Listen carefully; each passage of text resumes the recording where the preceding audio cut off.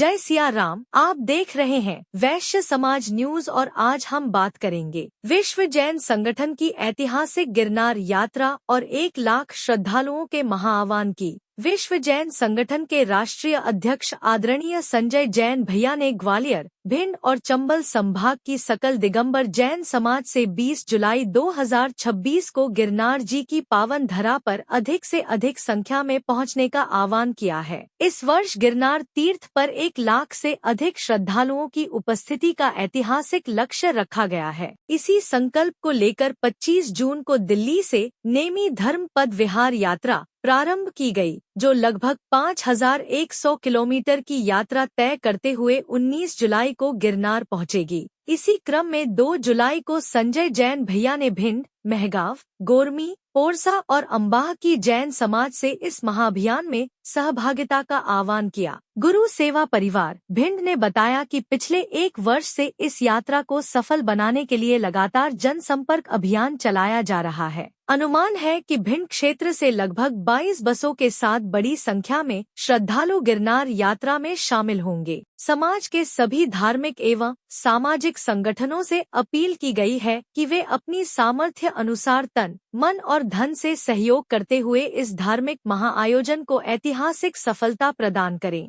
संदेश में कहा गया कि गिरनार हमारी शान है, इसकी रक्षा और वंदना हमारा परम कर्तव्य है। तो आइए इस पुण्य अवसर पर अधिक से अधिक संख्या में गिरनार पहुंचकर धर्म, आस्था और एकता का परिचय दें। सर्वप्रथम तो मैं अम्बा जैन समाज को बहुत साधुवाद और धन्यवाद देना चाहता हूं कि हमें देरी हुई आने में, क्योंकि भिंड से चलकर बीच में 3 जगह और रुकना था और आप बड़ी संख्या में इस गर्मी में इंतजार किया आपने, मैं बहुत क्षमा प्रार्थी हूँ।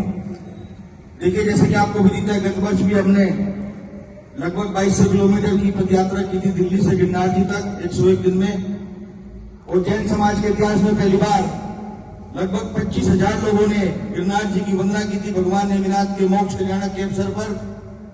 पुनः 20 जुलाई 2026 को भगवान नेमिनाथ का मोक्ष कल्याणक आने वाला है। इसी श्रृंखला में हमने इस बार 25 जून 2026 को दिल्ली से इस यात्रा की शुरुआत की है। 19 जुलाई 2026 को हम लोग गिरनार जी क्षेत्र पहुंचेंगे और भगवान नेमिनाथ के मोक्ष कल्याणक के अवसर पर 20 जुलाई को गिरनार जी की वंदना करेंगे। हमारा उद्देश्य है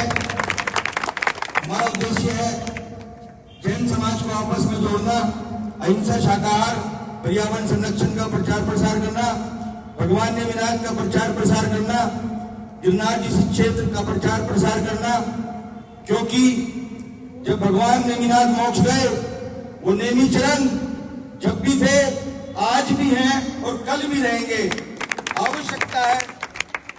आवश्यकता है सिर्फ कि हम लोग वहां जाएं, ताकि हमारे आने वाली पीढ़ियां वहां पर दर्शन कर सके निर्विघ्न रूप से। इस बार का नारा है 1 लाख प्लस पार, लेकिन उसके लिए आप सभी को उसमें सहयोग करना होगा, अपने समय में से समय निकालना होगा, अपने मित्रों सहित, परिवार सहित आपको वहां पहुंचना होगा, क्योंकि यात्रा या वो तीर्थ किसी व्यक्ति विशेष, संगठन विशेष का नहीं है।